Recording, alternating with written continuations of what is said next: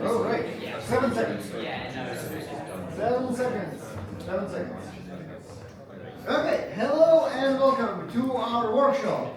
Disclaimer, that's not a workshop. It's a deep dive. It can be a workshop if you want to.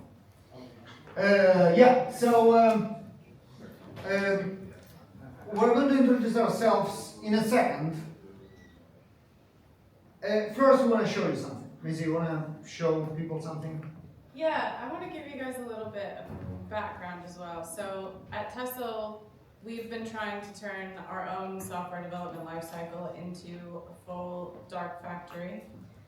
How many of you are kind of playing with something like this as well? Yeah, cool. No, I thought it was just us. So that's what an incredible novel idea Yeah, that no one thought about. Yeah, we made this up ourselves. So we've been focusing on the part of the process that is linear issue to merged PR. And you might call this like an orchestrator. This is what we've kind of been working on. And this is what we're gonna try and attempt today using just context. And we'll explain a little bit more about what that means. So to go from an issue to a merged PR, there are many steps. What are they? Just like shout them out. What is your process in your head of going from an issue to a PR? Get a context. HLD, get a context. Get a context. Yeah. Okay. Get context. Planning. Huh? Planning. Specs.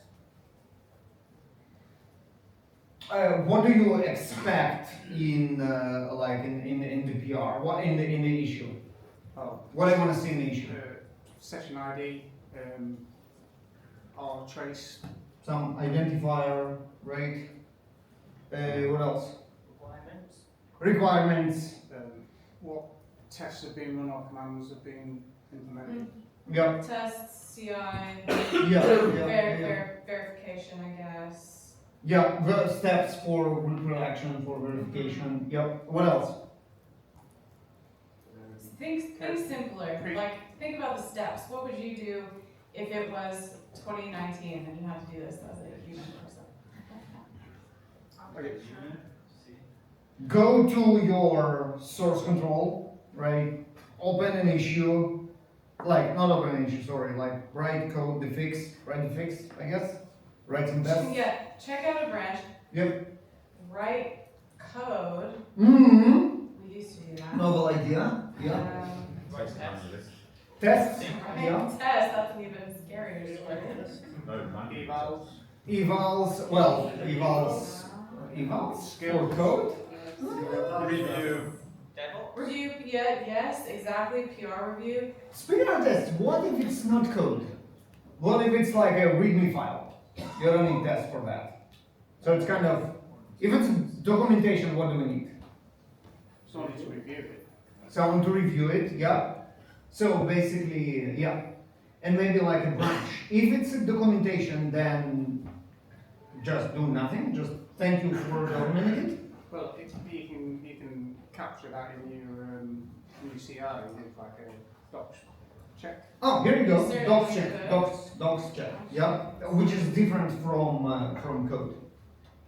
And then let's say everything works perfectly. What about your treatment? What's the last step? Deploy. Merge and deploy. Merge and deploy if all green. Yay. I think we have a good process. I think we have a good process here. Like, I've put numbers on these, but this doesn't matter. That doesn't relate to the order. It's just the things that you called Tell out. it what I want you to do. Like we want to document the process, right? So, what I want to get out of Cloud right now is like a big, mega prompt that's going to take care of all of the things that we mentioned. And if you think about it, like when we use agents, think of this dark factory thing. It's kind of like we've got an agent, we have an ultimate goal. The stuff in between is really what we're talking about today. And a giant mega prompt is one way that we can achieve that. Realistically, like the models are good enough. So I'm going to say, give me a mega prompt that will help me take a linear issue and turn it into a merged PR. if anyone would like to race me on type. Let's do GitHub instead of linear because we can do GitHub right now with the workshop and linear maybe people don't have access. Okay, GitHub issue, turn it into a merged PR using all of the steps above. Perfect. Cool. So we're gonna get a mega prompt out of Claude.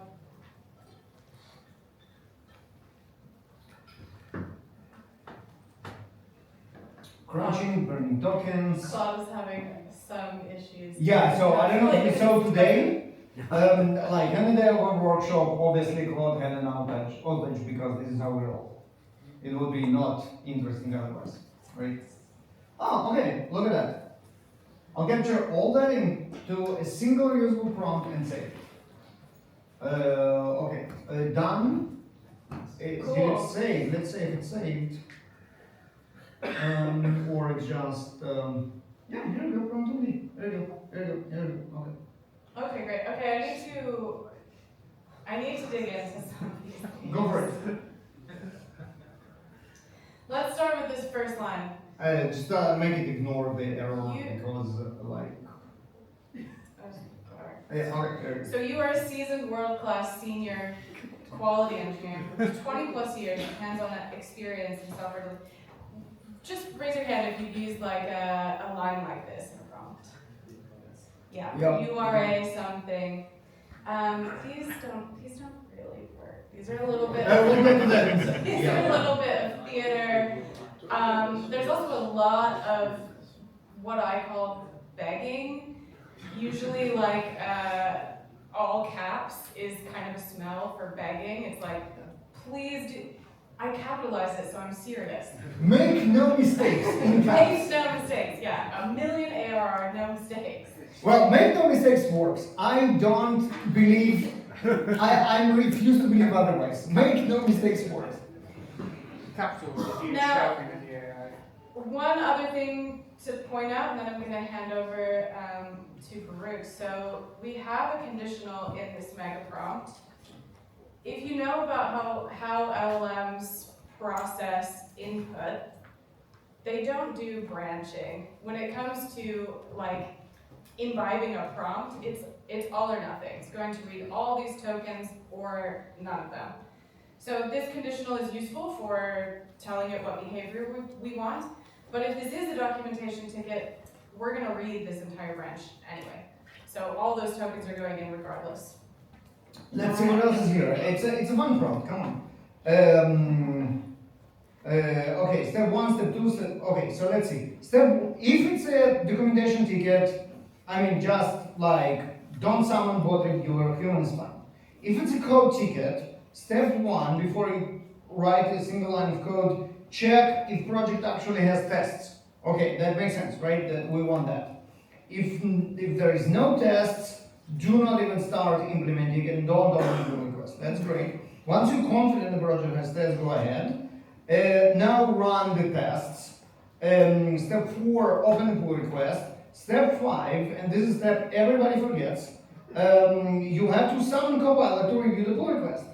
For code we don't know whether down to human, we use Copilot Reviewer and then summon through GitHub GraphQL API so that we have a pros of how to use GraphQL API. Like put the word better following space and then like you have token that this is good. Right, so I mean what can possibly go wrong? The body request JSON, it has query field, nice. After you summon the review, you cannot just continue because the review does not come back instantly. You have to wait for it. So pull for it like this. Wait about 10 seconds. Send another GraphQL query, fetches the one. Nice. Step 7. Once Copilot review is familiar, read all of the comments. If Copilot leaves any comments, any changes, you have to read every single line. This is brilliant. This will work, right? I mean, probably most of the time. It's a good prompt. Okay, this is everything. Follow all of it. Make no mistakes. Take a deep breath. We used to do all this by hand, by the way. We did. All right. This is like a suspiciously complete. It is suspicious complete, isn't it? Yeah. We'll see about it. All right. Okay. So, this is Macy Baker. This is Baruch Soderski. And our social credentials are on the bottom of every slide because you will feel a certain urge to praise this workshop on socials. And boom, it's right there, so you can easily do it in whatever. What's up with the cats? Pure engagement bait. This is a cat-themed slide deck, purely for enjoyment purposes. You're welcome. Also, one of us, I will let you guess, has cats that look like this. Two Abyssinian cats.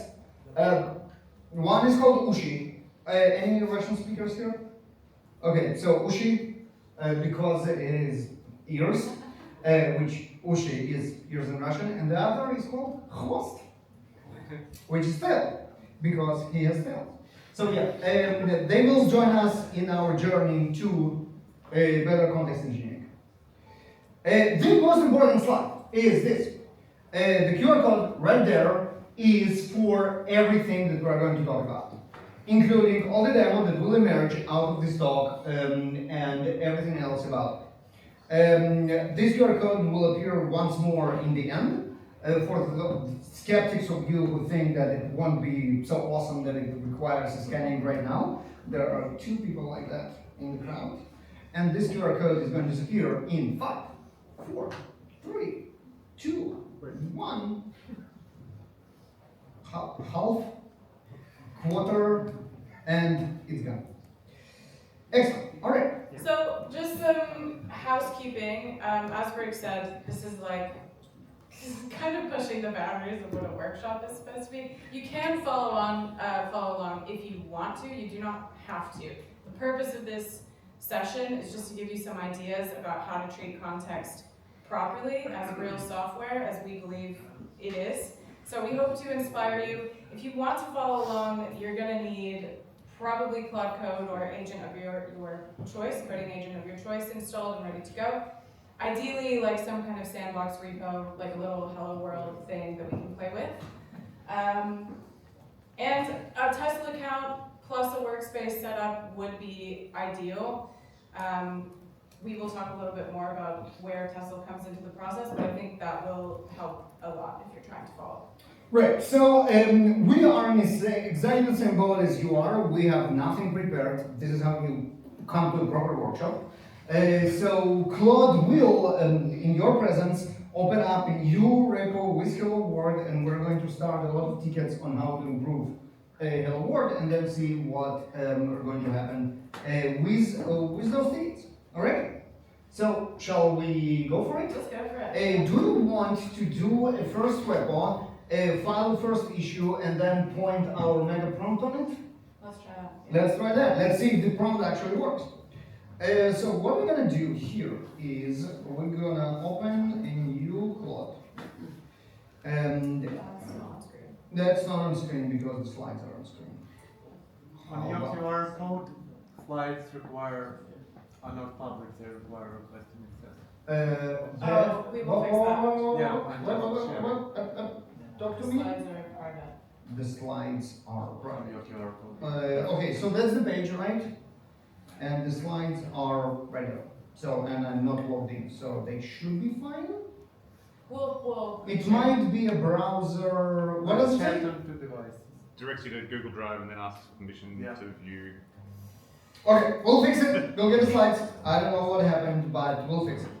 Okay, this is Claude code, and am I in the right directory? Yes, contact workshop. Okay, perfect.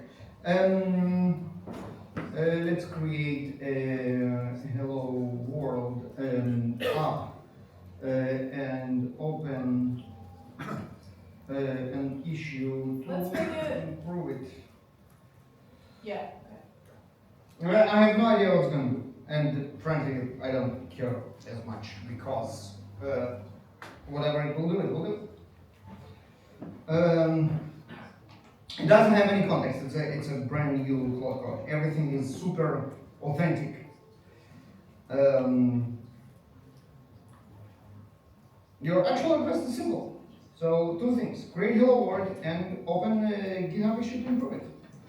We have that prompt saved, so Yes. we might be referencing that. Yeah, exactly. So now we can, okay, it has hello Python. We have, right, yeah, okay, right here. So we have hello Python, which is amazingly hello world in Python. And we have an issue. So if we go to jbar GitHub, that will be, you see, right? Let me make it much. Here you go. What it is? It's a workshop. Here it is. Workshop. We have an issue. Boom. And this issue is improve hello world app. Suggest an improvement. Accept name argument. Add tests. Add basic CLI. Good stuff. Acceptance criteria. That's a proper issue. And what I'm doing now is, should we copy paste or point it to we can point it to the prompt, right? Use prompt .md to work on the issue. Let's see what happens now. So remember all of the steps we kind of told it to do.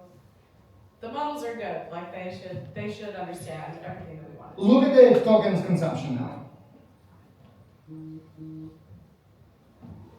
What it does now is actually parses the entire prompt into context, because prompt is all or nothing, right? Also time. It's the ciphering. Yes. Also, it takes a long time. Is X high quotes highest reason? It is extra high, I believe. We'll check the model, but it should be like the latest frontier on the latest thinking. I throw all the money on it because it's a genuine issue that requires like all the LLM power it can get. Just for context, please, like, if you have questions as we go, please ask. Oh yeah, absolutely. This is an interactive session. I'm going to be a bit of a Greek chorus to Baruch, but like, please shout me that. Yeah. If we're trying to follow along, do Yeah. we just clone the context workshop AIDevCon London 2026 repo and copy what you're doing locally, or? Let me commit the prompt review real quick, and then you're good to go. And then if you've got a Tessl account, is there anything else we need other than our local agent? Just a workspace in Tessl where you can upload skills and set off evals. We need Tessl installed locally, the Tessl run thingy. Ideally, yes, exactly. Thank you. We are going to move like kind of fast, which is why I said at the beginning that you don't have to follow along. Yeah. So. I mean, this is just pure fun. Most of the things are not something super evolved, so you can just follow along, or you can actually type it with us, which makes it fun. How much time are we? 2 minutes and 20 seconds. 8.8 thousand tokens. Okay, that's a decent amount of money for like improving hello world. It's good that Tessl is paying. For adding a name flag. Yeah, for paying I mean, it's Python. I couldn't do it by hand, even if it asked me to, because I'm a Java guy. My age is showing here, but yeah. It opened the PR. Look at that. PR2 is open. Now to step 5. It actually goes through the steps. Look at that. This is pretty impressive. All tests passed. So it actually added tests, I guess. Right? So here it is. Let's see what it does. Okay, you asked me. Okay. So issue 1 makes first task in progress. Per prompt, test come first. Look at that. It added actually tests for hello world. That's very important. Confirm the test failed because TDD. Nice. Failed. Test failed as expected. Now implementing the feature. It has the flag now. Now running step test again. PR2 is open. Step 5. Request copilot review. Okay, let's see what it does. Wow. So first of all, it didn't use GraphQL, right? It says like, no, I'm not going to do it. Instead, I'll use GitHub API GraphQL. It uses the binary that is installed on my machine, which I didn't allow, but it didn't ask. Well, nice of it. Reviewer is available. Now a request review will request reviews. User ID rejects. Okay. Now it's gonna do. That's burning tokens. Step 5 succeeded. Copilot reviewer is now reviewing, and now it's going to do what? It's do polling, and now I guess we'll wait for the Copilot.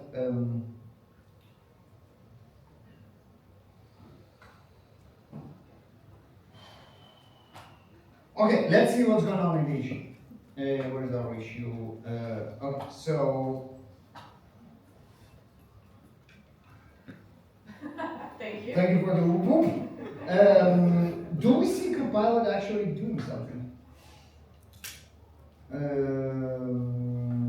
would be on. Link pull request.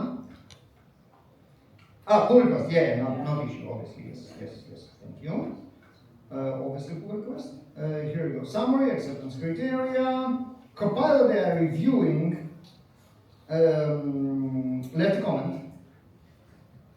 Actually requested changes for a world. Oh, this is excellent. Look at that. Jeez, Oh, it's ripping apart our megaphone. yes. It's actually mad. How meta.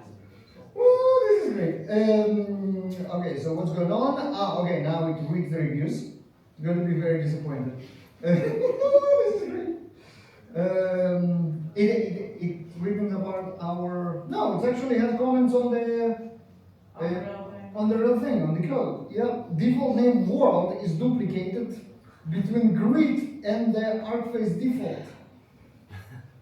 Wow.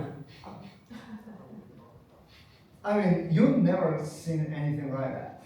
Like a 3-phase review in a whole world in Python. This is extraordinary, and this is like, I wonder how much it costs between this and what Copilot costs for this whole world. Less This is than my extraordinary. hourly. Copilot review landed, and one flag stands out. Includes prompt, which I deliberately didn't commit. It's a race condition without commit. Force push, because, yes, because that's how we roll. Okay, it's going to be fun. Okay, you got the idea, right? It's going to, eventually it's going to work. Okay, so, Is the prompt push? yes. Sorry, is the prompt push to GitHub? I am forced pushed it right now. Thank you. And like both Copilot and my agent are both mad at me for that. It's on a branch. It's on a branch. No, I think it's fine. Auto rerouted to feature branch, yes, but I think now it should be made. I think now it was automatically in branch, but now I think it's here. Yeah, it's here. Yep. Okay, fun. Okay, so what can we do better? I mean, that was a hot mess. That was kind of a hot mess. What can we do better? Well, I think one big, as you saw, and the same applies to software as well, as we all know. Like, one big mega prompt, one big God component, like one huge piece of responsibility probably will get the job done, but it's very difficult to maintain, it's very difficult to expand upon. And the same is true for our context. Like, this mega prompt worked, but it wasn't very efficient. It used a lot of tokens, it used a lot of money. And I think we can decompose it and probably follow like some basic software principles to actually make this better. Okay, just like a stupid question in June 2026, but who uses skills? 100%? We got 100%? Okay, who doesn't use skills? Okay, we didn't get so you will start using skills right after that. Oh, actually right now, because you're following along. Yeah, I'm waiting for Tessl to download. Skills, yeah. We have a skills version in the room, and they're going to use their first skill. That's amazing. Everyone clap, no, I'm kidding. Alright, this is awesome. I'm excited for you. Okay, so what we're going to do now is we're going to ask our agent, because we're not going to do it by hand, identify skills in the... I keep forgetting that. Sorry about that, but thank you for reminding, and do remind me next time because I will forget again. Prompt MD, identify skills in the prompt MD and extract them as skills. So there's a bunch of candidates for this. I think the first thing on my mind is... Oh yeah. Let's make it more precise, yes. Yeah, the first thing on my mind is that conditional where we're saying if there's a code change, do this, if there's a docs change, do that. I wonder if we can say, like, actually just extract those. Yeah, that's what I'm going to say. Okay, so what I'm going to say here is we have some skills candidates in prompt MD. And we probably need to move this prompt MD out of this project because it's, we'll do that right now. It's bloated. We'll clean context, move the prompt MD, yes. I have a question. Since when do models know what skills are? That's a great question. To be honest, like, most of the agent harnesses know what skills So are. they and provide that? Sorry? So they provide that, the harnesses? They provide that, yeah. I mean, in Claude's case, Anthropic kind of invented the skills paradigm, so their models know what it is, but it's quickly been adopted by the other harnesses who understand what it is. For a lot of the different harnesses, there's even a skill that they get when you automatically install them, so they already know from that. Mm-hmm. Yeah. So, but it's basic. It's more or less the harnesses that provide it, not the models. There's kind of, I mean, there's a bit of a blurring of lines, I guess. Like, does ChatGPT know what? Well, I'm sure ChatGPT does know what agent skills are because they're kind of ubiquitous now. But they're built in the business. Yeah, so GPT, so in the background it will know what skill is. yeah. The history is like engine history, October 2025. Remember? This is where actually skills were invented. And it's mind-blowing. It's like six months ago, and now everybody know it and use it. Anthropic was the ones who came up with the concept, and it only worked for Claude for a couple of months until the other harnesses kind of picked it up. And it's in the harness. It's in the CLI. So it's Claude Code, it's Codex, it's whatever Gemini CLI or whatever anti-gravity CLI right now. They are the ones that know about skills. Now, what is so special about skill, except that now we will have two separate files that will be called in two different ways. So what is so special? What is so special? And so special is a tiny bit on top of this prompt, which is called the front method. Front method, it's a YAML piece inside Markdown file because God hates us. And this YAML part has two items. The first is name and the second is description. The name is the name, but description is where the magic happens. Our agents are going to preload all the available skills for them, but only the descriptors, only the descriptions. And then we'll apply logic, or reasoning, should I say, to determine which skill should be invoked when. Now, what it means for us is that the description is absolutely crucial. This is already quite a differentiator from like the big prompt we had. I mean, not only was the prompt garbage, but it's getting sucked up every single time you open an agent session. So there is no conditional activation. It's there, it's in your context, it's taking up your context window, no matter what you're doing. So this conditional activation for effectively like little reusable atomic prompts was kind of a game changer. So here we go. We have two skills. They are saved into .Claude skills, which is obviously Claude specific location that will work in Claude code that we use now, but won't work in any other harness that you want. And this is the magic. This part is the front matter, name and description. Now, here's the description. Workflow for documentation only ticket only changes the readme files under docs and any markdown file, or plain fix with no source code changes.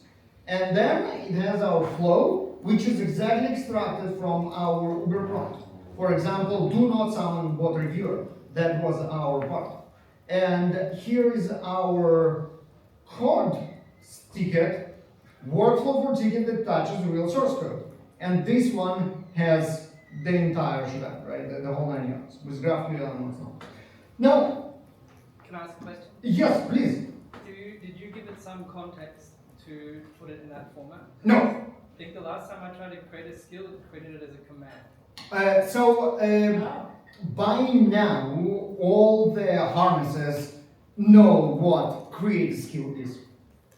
And there are slash commands that I can assign to skills. And they are optional. I can say invoke this skill using slash command, but I can also leave it to the harness to determine when to invoke it, and that's exactly what we did. This one will apply reasoning to decide which skill it should invoke. How can we, if we've got Tessl, we've got our workspace, get these skills we're going to use locally? This is a great question. Yeah. We didn't pay any money. It's like, that's the free advertisement that we get because we're so awesome. We're gonna get it. Thank you for asking those. Can I? Yes. So with, I use Codex. With Codex, you get 2% of the context window for skills allowance. If you Is it that explicit?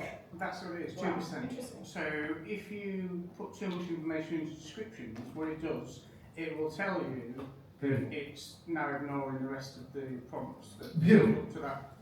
That was my next question that I will ask you. How do we know if this description is good? There are two conflicting constraints in the description. The one is if it's detailed enough for the agent to know where to pick it up. The other constraint is, we just said, all the descriptors of all the skills are preloaded. So we need to keep it small and tiny. How do we figure that out? We'll answer in a second. Yes? Ask the agent. Do you find End of workshop. do you find it helpful to include things like you must absolutely use this skill when something occurs or when the user requests something? It's Well, Like this suggestive description? so I think one thing we'll touch on a bit more is skills activate pretty well, depending on the harness. They never activate perfectly. We at Tessl have done a lot of work on like researching this and actually trying to get some numbers. And I hope no one from Anthropic is in the room, but Cloud Code is actually one of the worst activators of skills. So no matter what you put in the description, no matter what. So even if you're begging, even if you're like, you know, you are an expert skill activator with 20 years of skill activation experience, still not guaranteed to work. So I think it depends on the scope of whatever else you're working on, how kind of likely it is to activate, but in general, they're not perfect. We use a lot of slash commands and actually kind of expect agentic processes calling other agents to also use slash commands. This is a little more reliable, even though it's a bit heavy and meta, but yeah, it's a good question. Does, because again I don't know Claude, in Codex you can actually turn the deterministic of the skill on or off. Can you do the same in Claude? So in, you know, in the settings, Johnson, for example, in The deterministic way to interact with skill would be to invoke it with its slash command, which is like slash Because obviously skill. you can, with Claude, it can read your skills and decide which one it wants to use. But Yeah. in Codex, you can actually turn that off. So if you create skills that you don't want it to just automatically pick, you can actually turn that off in the config. Codex marketing team, everybody. Yes. Okay. Send Okay. Copilot. Okay, here we go. What I did, I asked Claude to ask Tessl to review my skills. We have a command that reviews the skills to figure out this tension that we spoke about. How well it activates, is the description too bloated or what's not, and this is what we got. The documentation ticket is 76, which is okay. I would say that 82 is also not great. So the description and documentation ticket is really bad. 68 is like terrible, right? No explicit use when. All right? Thing on trigger phasing. Trigger phasing is these keywords that the LLM is going to use to know where to trigger. And steps are directional rather copy-paste commands.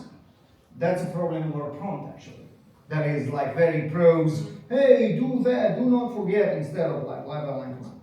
Okay, so now we're gonna put those skills to good use. So first of all, I'm going to delete our mega prompt, right? Or should I just move it? I probably should just move it. I'm going to move it to my. Just move it, some people might find it useful for later. Oh, come on. I'll just move it. What do I want to do? I want to do. What do I want to do this. Yes, so I want to do this. I want to go here. I want to do my projects, and I want to go to content workshop. I want to take this prompt and I want to move it.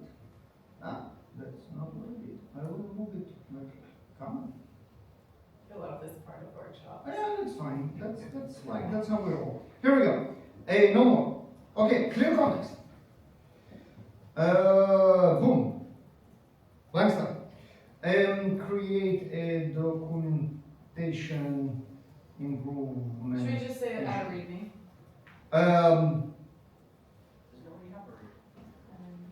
Yeah, you know, Improve- let it figure it out. Make it really good. Yeah, it's fine. I mean, it's too much. I need to go and check if it makes sense, and if not, come up with another idea for the documentation. Come on.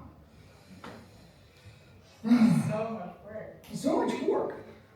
It actually found it. What did we find? Where did this come from? Is it like what is it? It's README? Oh, that's one. I just moved the prompt. It's in the repo. Okay. And just like that, our context is polluting me. Okay, documentation only issue, 2 sections, prerequisites and what's not. How do I make it not read the README? Should I delete it from GitHub? No, just find an agent and make it review. But it has the README in the, Oh, yeah. yes. Can you not add it to the Claude ignore? They can modify it. Ooh, yes. Add prompt MD to Claude ignore, whatever it is. I have no idea what Claude ignore is, so we'll see. If it's not a thing, it's going to create it, invent it, patch the CLI, make it ignore it.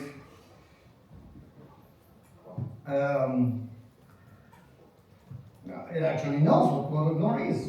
That's cool. Today I learned. I had no idea. Did you know? I did, Oh, okay. So, but I haven't used that for a really long time. yeah, there you go. It's useful.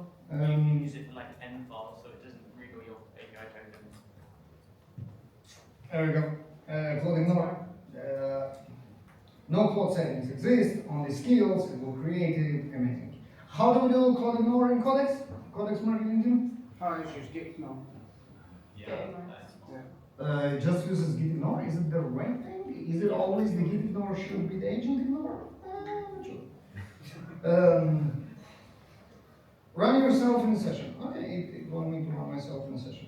Oh, it's so much work. Actually, I need to write commands, like read commands, write commands, that commands, copy paste, amazing. Ask or you Okay, yeah, I think it's done. Okay. It's just, yeah. Yeah. Okay. Fix documentation issue. What it is? Issue number 2. Yes. Is it number 2? Maybe people opened up a bunch of issues while we were. Okay. Ignore number 3. I told you, huh? Because the polygon is number 2. Okay, number 3. Oh, we also haven't closed that improvement. It's fine. I'm making that. It's fine. All right. What I want to see now is activation, right? So what I want to see is much smaller usage of our. Okay, successfully loaded skill. How do you know which skill did it loaded? We have no idea, right? It says right there. Documentation. Oh, okay, now I'm blind. Documentation ticket. Yeah, it actually worked. Yay! We actually have a live skill activation. Okay, it will do that. So, what did we learn? Skills are awesome. They are activated properly, and life is good. Good job, everyone. Which is a good stuff. Come on. Okay. Next up. Conditional activation, less context, less money than the mega prompt. That's kind of our lesson learned. Now, what else really bothered you in the mega prompt? Yes? There's no single responsibility, there's just too much things. Yeah, too much things, but that's all fixed, right? The skills. Now we can obviously ask Claude now to tear it apart to proper skills. It will be a lot of skills, and then it will solve the lack of single responsibility. What else? Huh? The filler. There? Sort of the filler. The filler. You know, putting stuff in like make no mistakes. Yeah, In this. hope that it will do something. Yeah, absolutely. And again, we can put Claude to clean it up. It was just pure fun, obviously. Should be there, but you all know that. What else? Stuff that has to be automated. Stuff that has to be automated. Very, very good. What does it mean? What was really stupid? The pros of the scripts, right? How? Disclosure. Huh? You're on about the description. I missed the. So the comment was stuff that should be automated. Was it something with GraphQL in there? Yeah, exactly, right? So you remember there was a pros on how to make a GraphQL API code. It was like, use bear token, and, Like almost too specific and not adaptable. It was pros when it should have been Instructions. code. Code.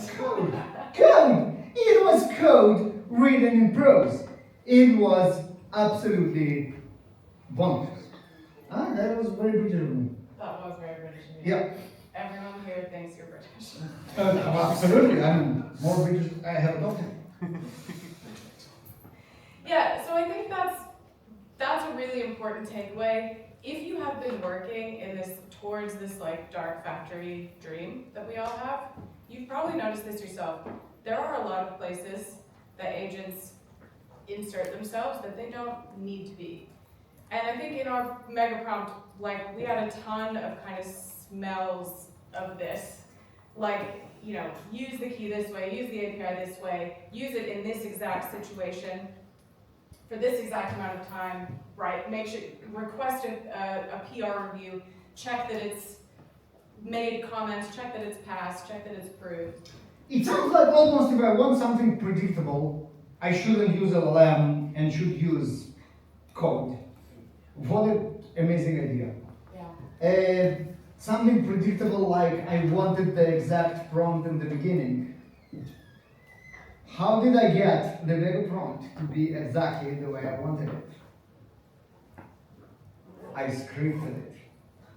Because I couldn't rely on LLM to actually produce the right prompt every time. So that was a script. Faked his own demo, everyone. I did fake my own. And that's a lesson for us to take to our work with LLMs. Every time we want something predictable, we walk away from LLM and convert it to script. Shall we? Yeah. Okay. Here we go. I remember to exit the presentation. Look at me. Very good. Yep. I need the prompt back, right? For. Just to raise your point on codex ignore, they stare at git ignore, I just asked it. Great. I don't need the prompt back because we have the skills now. Okay, I don't need the prompt back. Let's move it back. Okay, find scripting opportunities in the skills. Everything deterministic goes to scripts, right? Okay, all right. Now, there is one kind of, you know how agents and models want to do the right thing that you asked and sometimes get like overboard, you say? With that? Overexcited. Huh? Overexcited. Overexcited. So what would be the going overboard with this request? Too much scripts? What is too much scripts? What the agent will script that it shouldn't. There is one very classic example. Creating a code. Huh? Creating a code. Creating code, no, I wanted to create code, but something that shouldn't be scripted, that will actually try and make it script now. Secrets? Working with text. What people hate and agents love? Regex. Agents love regex. It's like it's their go-to tool for everything. Now, when you do this exercise, you need to be aware of this exact problem. The agents are going to script working with text, or try to script, by using regex. It will create stupid lists of allowed words and like blocked words, and then write absolutely crazy regexes and trying to guess what the text will be. And this is obviously the wrong thing to do because we want the reasoning to be applied to reading text. So this is something to be aware of. What's going on? What language should be right way here? Does that like increase the token usage in that by regex they're sort of filtering out even if inefficiently? So generally, scripts are great for decreasing token usage, Oh, okay. right? Because I push everything to scripts, no LLM is invoked, scripts are direct invocations, 0 tokens, 0 money, scripts are awesome. The problem with the regex work is that it's going to start missing stuff. So imagine you have a skill that reads your emails and surfaces important stuff. And it's all LLM. It's reasoning about, hey, this is a message from the bank about a large transaction, I should surface it, it's important. And then you ask it to script it, and it's like, okay, I'm going to come up with the list of keywords that will mean important. It will have words like bank and transactions and this kind of stuff, and then I'm going to outsource all of it for regex. What is going to happen? It won't be that great. It will obviously pass a lot of noise, include a lot of noise, and skip a lot of important stuff. Because this is where I want it to actually work. Here I'm ready to pay the tokens because I need reasoning. So there is a thin line of where you actually need to be aware of. In some cases, the line is not as thin as you might think. And you're finding this with the orchestrators that have come out. So, speaking of Dark Factory orchestration, has anyone tried Symphony, Codex marketing team? Yes? Cool. So you know then that Symphony is on the very far end of everything is agentic. Every single thing is agentic. And this is the story of how I spent 60 million tokens trying to check if a PR was open or closed with Symphony. Thank you, OpenAI. But I expect that they'll fix this, but it's an interesting architectural choice. Just burn as many tokens as possible, as many tokens as it takes for me to be totally hands-off. That's not really the right approach when it comes to these things, right? Like, we don't have cutting-edge problems that agents need to reason their way through every step. We have problems like we've been having, right? Check that the PR is there, check what issue number this is. Is it open or closed? Is review passed or not? Simple things, all of these things should be extracted. Anything deterministic, anything like, 2, 3, 4 branch conditional, just make it a script. An agent doesn't need to figure out everything. And ta-da! Here's the decision table for us to check. Make the doc change, skill, judgment. Perfect, right? This is exactly that. It works with text. It cannot be scripted. Branch plus commit plus push plus PR. Script. Plumbing. It is script. Human reviews don't summon the goal. This is a rule. Hold that thought. Merge once human approves. Check deterministic query. And human, not bot, is a rule. So this is for documentation, right? Let's see what it did for code. And I expect, what's its name, GraphQL thingy to go into scripts.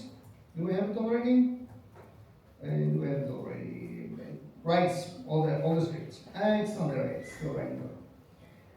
Okay, while I do that, we probably have a video on my presentation. Totally, absolutely, real video of my cat. So, Macy asked if my cats can do tricks because we need to use it in our presentation. So I called home and I said to my wife, like, hey, quick, teach Ushi to press button so we can take a video and put it in our presentation. And of course she did. Why didn't you play? Come on. He can't do it. That's a lie. Live patching of PowerPoint during slides. This is something that you never saw coming. So look at that. I'm doing live patching. Not only you learn skills, you also learn how to work with PowerPoint. You can learn some really useful presentation skills. Exactly. I have a video and I can ask a question. Yeah, please. So you've created Claude skills. Do you have anyone on your team that doesn't use Claude? And if so, how do they work with the skills that you've created? We're all agent agnostic. I mean, at Tessl, this is extra true because we want to make sure that our software works for every agent, and we're also like interested. We do evals on these things. So yeah, I'm a Codex user actually. We use Gemini, we use OpenHands, we use anything you can imagine. Skills work in all of these cases. I think it's really important to have agent agnostic skills actually. This is something that Tessl does. This is why we vendor skills to be agent agnostic. It's also the case, as you know, that these agents are 1 week one of them is the best and the next week another one is better. So yeah, we use all kinds. So put them in the Claude folder, or is that just for the skills? That's just for Claude. Yeah, so Claude folder is obviously Claude specific. If you run Codex now in the same directory, it has no idea that you have rules. So how do you have the same skill for multiple? That's a great question. We're coming up to that right next. But first, Macy, prepare your request. We have Ushi pressing the button. Ushi pressing the button. So Ushi is a real cat. This is not a video thing, but he's a real cat. Come on. He can't write a multi-million-dollar ARR app. Well, it's not proven that he can. He cannot. It is actually proven that he cannot. He has tried. He doesn't have a thumbs, so he cannot. But he can push a button.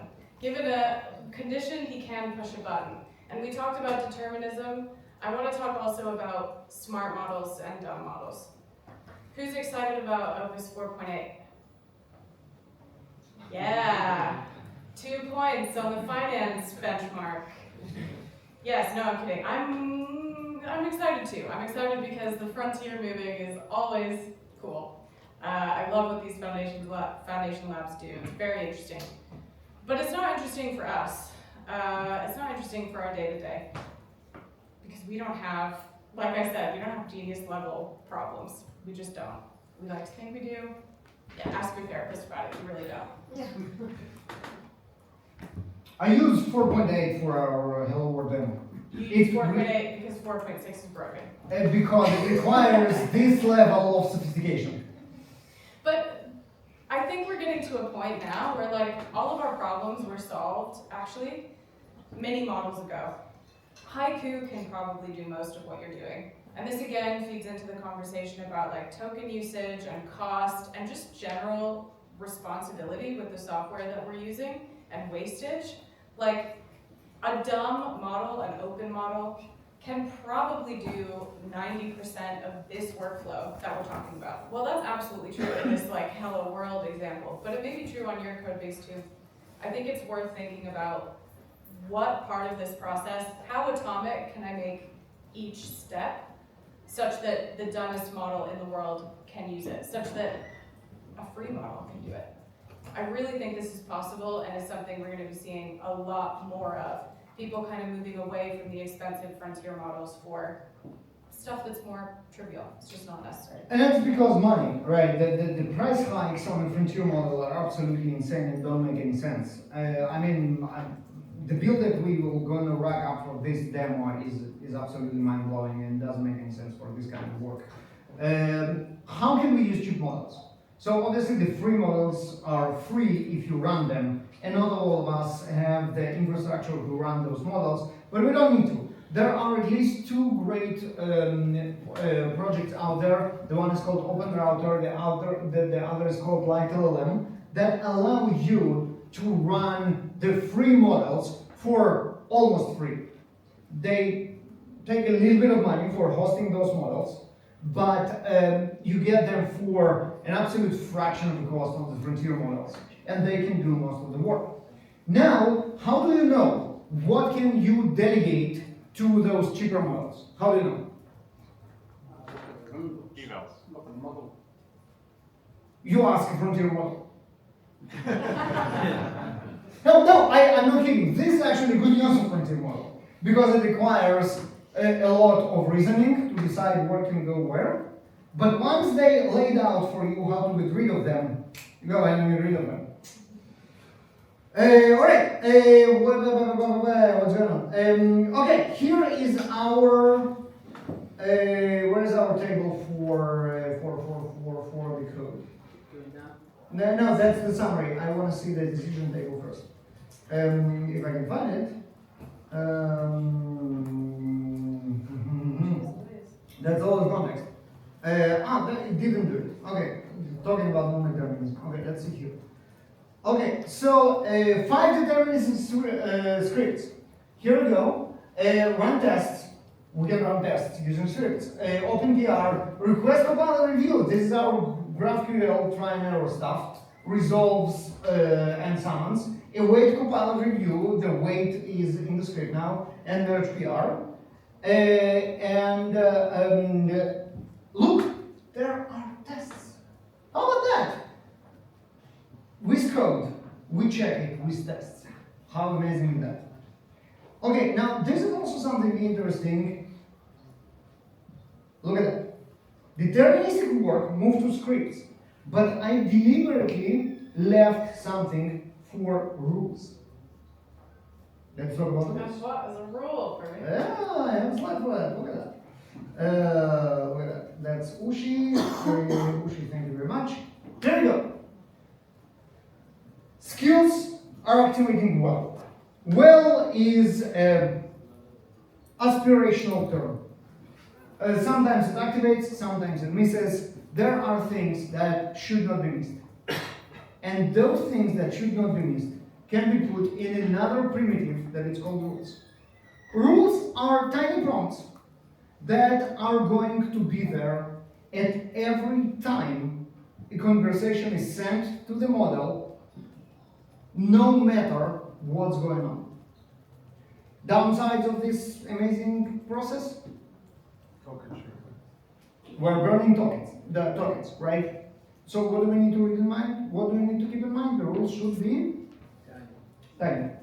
But when we need 100% guarantee of activation, this is what we do with the rules.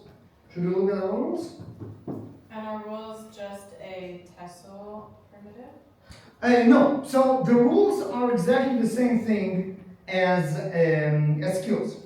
The rules are actually primitives that are per agent or per model, and every agent and model kind of treated a little bit differently. For our where are our rules? Huh?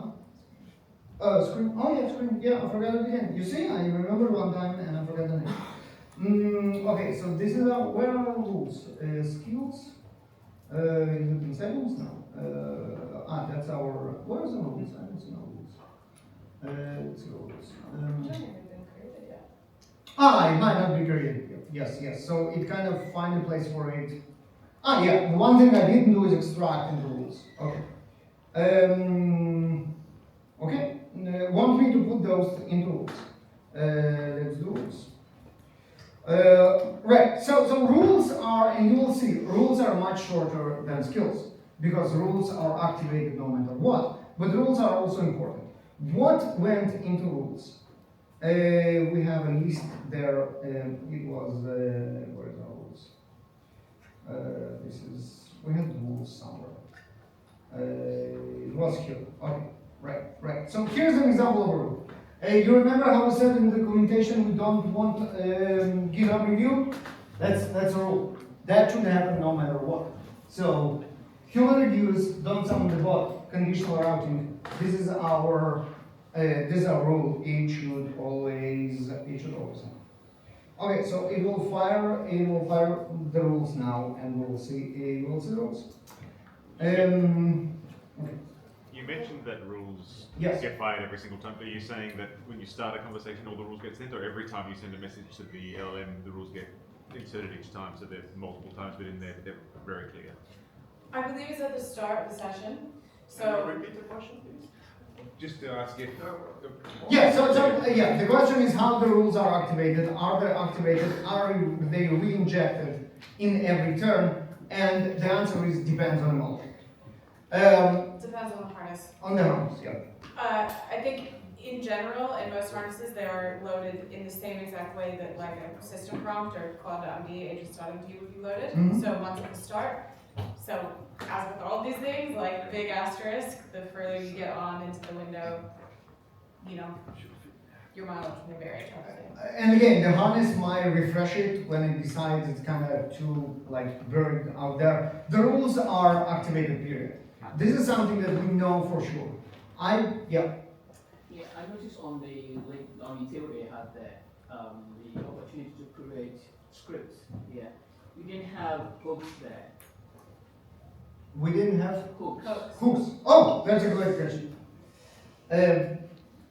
Yep, all right. So hooks is another primitive that is pretty new and very, very agent dependent. Because the concept of rules exists everywhere, and kind of we understand how to do it. We inject it to Claude.md, and the rules are in there. Hooks are very harness dependent, and they will be completely different for each and every one of them. Now, you can and you should add hooks. The question is back to the question of everybody. How do we make it cross-agent? So, we're going to do that as well. Do we have rules? Can I just ask if rules are the same as skill, but they don't count as tokens? So rules can be bundled with skills. We're actually going to show you how to do that in a second. But the idea that they don't count as tokens, so they do, they're kind of mandatory tokens. Skills, the only part that doesn't count, or the only part that doesn't get loaded every time, is the actual body of the skill. The description will be loaded every time. So that's also mandatory tokens. It's just taken a little less seriously, I guess, if you will, than a rule by the agent. Does that make sense? If it's a repeated rule, you put in global config, and if it's a project relatable, it goes into the .codex.claude. There you go. Or inside the skill itself. Get up here. No, I'm just kidding. If you're repeating stuff, exactly, like, if you're finding yourself repeating a bunch of rules, maybe that should be its own contextual primitive in your project. So, Like, that's for great. example, with your Git commands, any dangerous Git commands that you don't ever want the agent to do, Yeah, right. remove, delete, or etc., you put into a global config rule, and that always gets loaded in at the start, and it will automatically tell you that I can't do that option. Great pattern. Yeah, great pattern. Safety, agent safety. We all do it perfectly. And here is our rule activation, right there. Whoever mentioned system prompt was absolutely right. The project rules are loaded directly in CloudMD. Now, what does it mean that it loads in CloudMD? That is Claude only. If we want the rules load on Codex, how do we do that? We put them in it's got its own rule folder in the config. rules folder, Or agents.md, right? Or rules. agents.md, rules.md, every harness, and it's all in their own little thing. Okay, we have a number 5. Clear. Fix issue number 5. While it does that, you can expect it to use the rules, to use the scripts, and to use the skills now, which is pretty sweet. All right. So we did that. I've got a quick question about the rules. Yes. If they're included with the prompts, like skills are, what's to say it won't ignore the rules? Because it's part of the prompt. Sometimes it doesn't do what's in the prompt. It doesn't do what's in CloudMD. Yeah. So what makes rules special? So it's just treated as a different type of primitive, like within an agent's context window. The word prompt is doing a lot of work there, and that's exactly how you can actually look up like you can look up Claude Code's system prompt. I don't know about the other agents. I'm sure they're linked online somewhere, but you will see in the prompt a place where it's like, these are the skill descriptions you have available. It'll just be a big list. Rules are activated in a different way. You're not going to find them in the system prompt, like listed out in the same way. So it's just down to kind of the architecture of the harness. Built in as part of runtime. Yeah, exactly, right. they're given more priority because they are system prompt and not user prompt. Yes? But they're still non-deterministic, so even They're if they still don't delete this, sure, I mean it. This is another reason to keep them very short and very clear. Very short and very clear, and it's also kind of a, it's a good cue to think about what even should be a rule. Like, if something is a skill description and you think, I actually want that to be a rule, I don't know, like how fuzzy is it really? Kind of thing. Can you actually show one of those rules? Oh yeah, absolutely. Thank you for calling me on that. So basically our system prompt is now pointing to a rule directory. But is that necessary in Claude Code? Yes. Okay. That's the way you load rules in Claude Code. There is no other way. But then it's not like a native primitive. It is not a native primitive because Claude doesn't support rules out of the box. As opposite to Cursor, Codex, Gemini. I'm not sure about Gemini. They have native support for. Claude doesn't have native support for rules. That's the hack that we do for Claude to enforce rules. We put it in CloudMD and point to rules. Rules. Those are our rules. Test first. Scope. Now, other harnesses, Cursor, for example, have a conditional rule activation. You can say only activate a rule on a files.py or py, only on code. Claude doesn't have that. We actually try to scope it within our code, within activation, which is, suboptimal. But it is what it is. So scope any ticket that touches source code. Project with no test, give a code change, nothing to stand on. Therefore, before implementing code ticket, you must run the deterministic gate. It will run the script. We're good? Cool. All right. Now, that was all in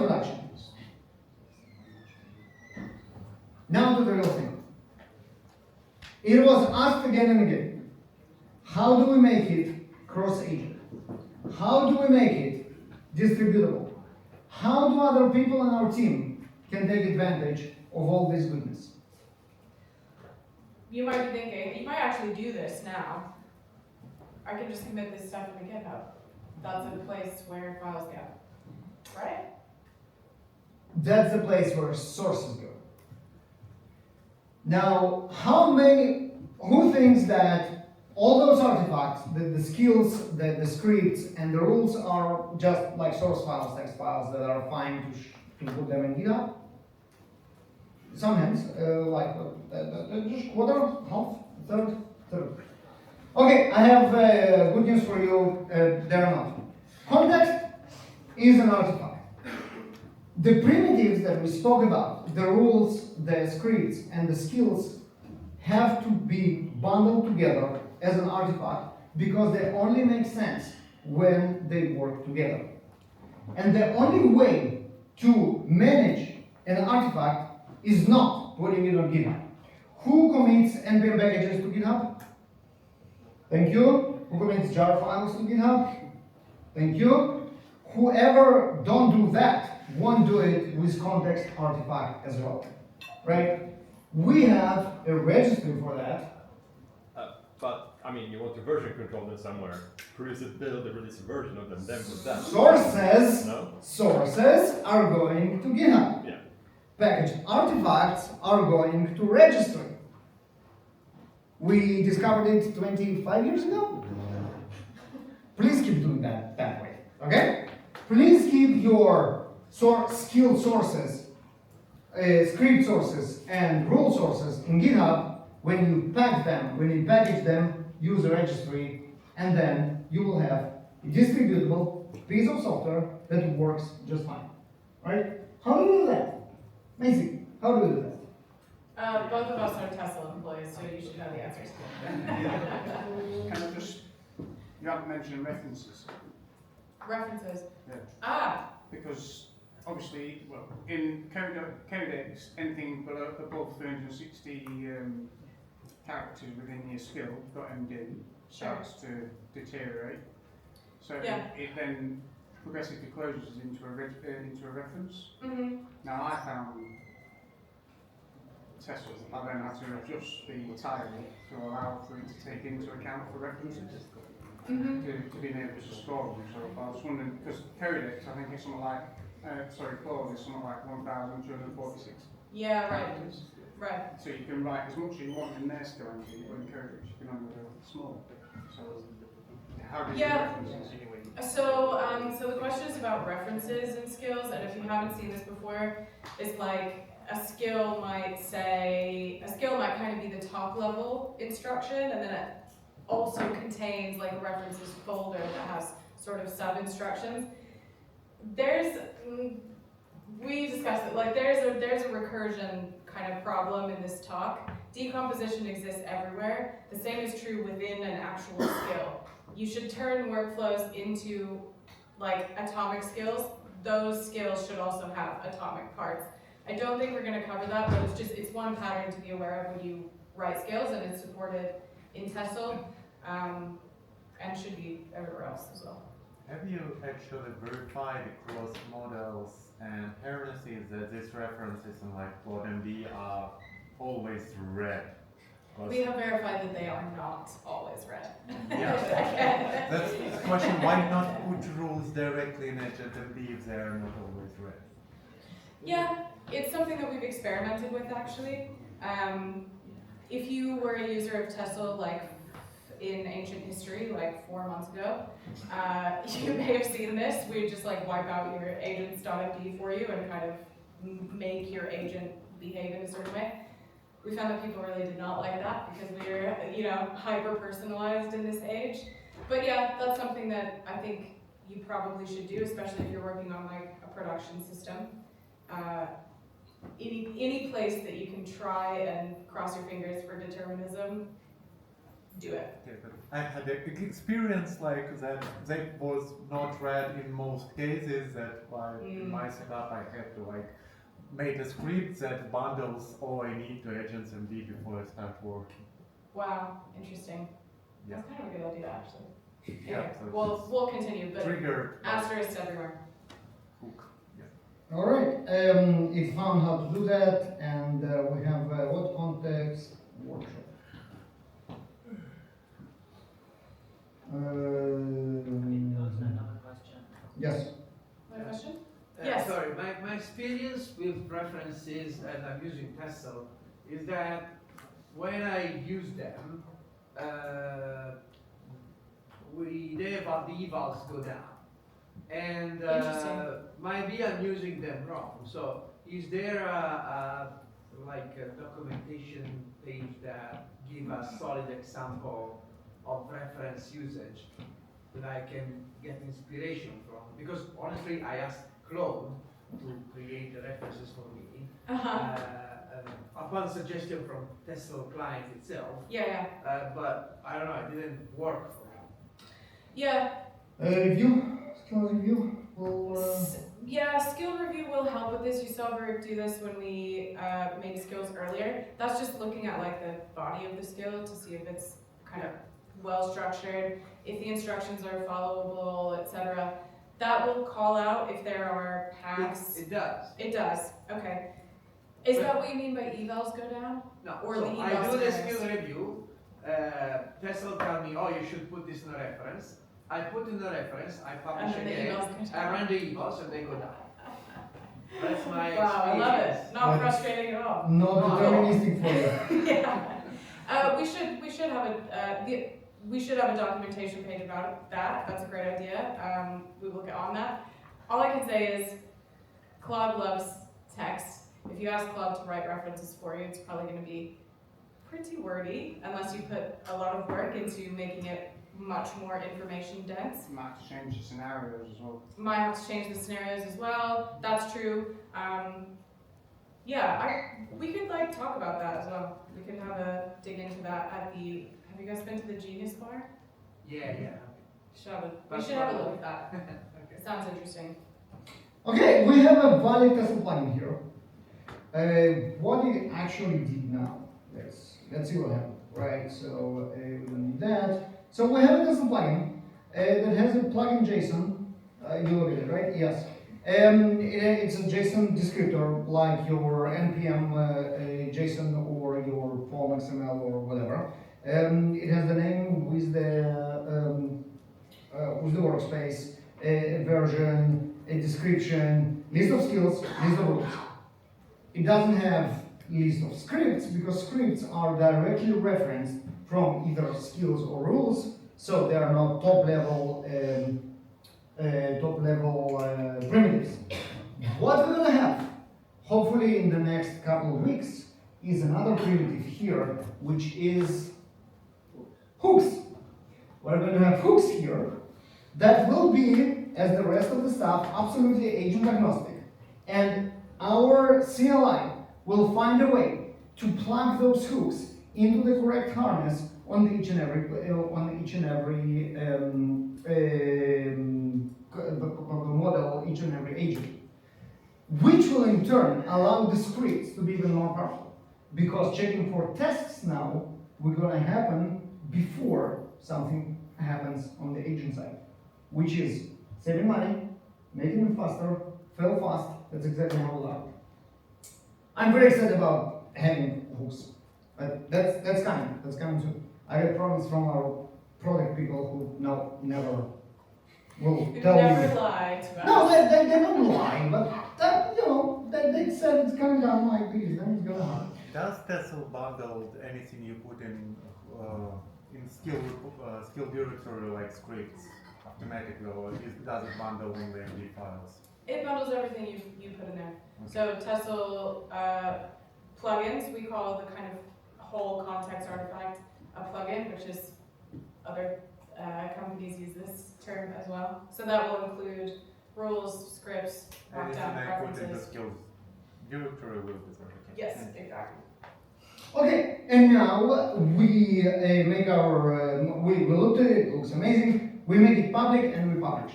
Now this is exactly like publishing any other artifact. It's going to publish it into our Tessl registry, we're going to see it right there in a second. I'm publishing from my machine. Any software engineers in the room? That's where you go like really upset with me. What we should do instead? We should probably properly do a CI/CD pipeline, right? Probably. Okay. It actually it's published. Boom. Oh, look at that. Moderation review is in progress. We don't see anything. It will clear the moderation in a second. Okay. It has quality of 88%. The overall quality is 70. We're going to talk about why it's not 88. And this is our content, moderation passed. You can see all of it. You can see the README and files. You can see our files. You can see here our rules, our scripts, and everything works then. Now, the beautiful part of it is that now it is distributable. We have this tiny command on the right side, right here. Now it's in the middle. Tessl I for install. jbar context workshop 0001.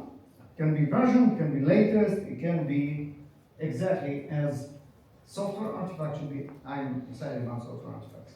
Well, 12 years in JFrog will do that to you. Sorry, is this usable for free? Yes, absolutely. Okay. Yes, it 100% is. Okay. Now, yes. I have a quick question. So you've showed that we've extracted skills and scripts from the repository as a plugin, keep it in a separate repository. Scripts are also obviously are specific to the repository, for example, random tests. Is it for the sake of skills? Sorry, I wasn't clear. Thank you for calling me out on that. Skills are in the plugin. They are just not listed in the descriptor. No, yes, they're in the plugin, but what I'm trying to say is that they are specific to the repository that they should be running in. For example, at least the test, I assume. Like, I just wanted to ask, how do you do it in practice? Is it, are you like making the repository suit that or suit the plugins, or do you just, is it just for the sake of demo and you don't include such scripts in the plugin? Like, what's so, I mean, it is for the sake of the demo, but in general, like the use case, one of the best use cases for Tessl, I think, is teams working together.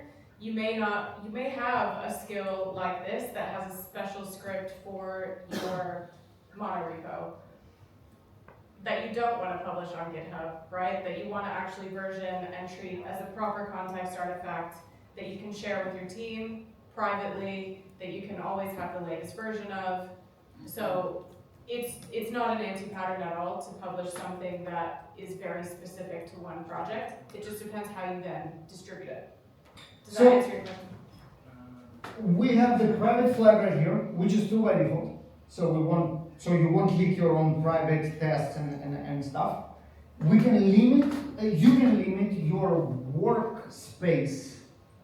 You can limit your workspace to be, where am I saying this here? To prevent public publishing. And then obviously you can do like private stuff. But if you want to use general scripts that are available for everybody and will work on any repo, for example, calling a copilot, GitHub, like GraphQL, is a script that will work on any repo. You can include it in a public plugin without any problem. And in fact, you can include any file, right? In fact, you can include any file, right? You can include a limited list of file extensions. Okay. So obviously the rules and the skills go in. Except of that, we have a set of file extensions that can be bundled, and it's mainly the scripts. So it will be your Python, it will be your TypeScript, it will be your Bash, it will be your PowerShell, any Windows users, condolences. But generally, yeah, it is intended to be for scripts. Okay. Good stuff. Who attended the keynote yesterday morning? Okay, everybody, very, very good. What do you remember from what Guy said, like the one line? Skills is the new code. Skills are the new code. What happens to code in 3 months from now? Exactly. You wrote some code, you didn't touch it for 3 months. Rots. Thank you. If context is a new code, and we just distributed this code, which is very good for us, it rots like code. It actually rots much faster than code because everything is going forward. Whatever activates today will be activating very differently tomorrow. What do we do with that?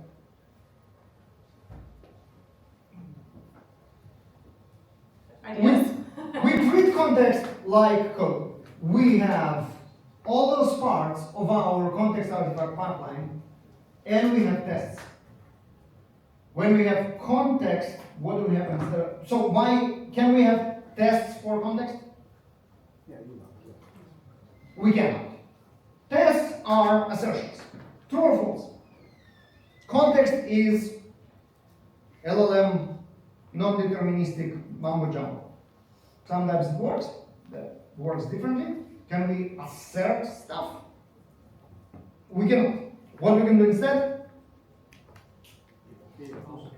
Evals. What are evals? Mason, what are evals? What are evals? Scenarios. Come on, Mason, don't be easy. Scenarios. Work. What are evals? I'm agentic now, don't do that. Yeah, scenarios, what else? What do you do with a scenario? Like trying to put a realistic human spin, how a human thinks, so how you want your software to work. Mm-hmm. Ask a query, say 15 to 20 different scenarios on that. Sure. And then And how do we encode our human expectations? Questions, prompts. Rubrics, maybe, scoring criteria. No wrong answers in the room, by the way, but we're going to show you kind of the Tessl flavor of evals. Yeah, so evals basically work in a very simple manner. We run the same question without any additional context. And we run the same question, the same prompt basically, with our plugin in our example, and we compare the results. If the results are better with context, that means that, yay, we did a good context. How better is defined? Non-deterministic mumbo jumbo. It is. We ask, what else? There is a concept that's called LLM as a judge, and we basically ask a model, hey, are those results better than those results? And it will tell us, yes, it's better by 6 points. We run it again, and we get a different result. It's better by 3 points. Why? Who knows? This is how evals different from tests. Evals are, is it generally better most of the time? And that's all we can hope for non-deterministic code.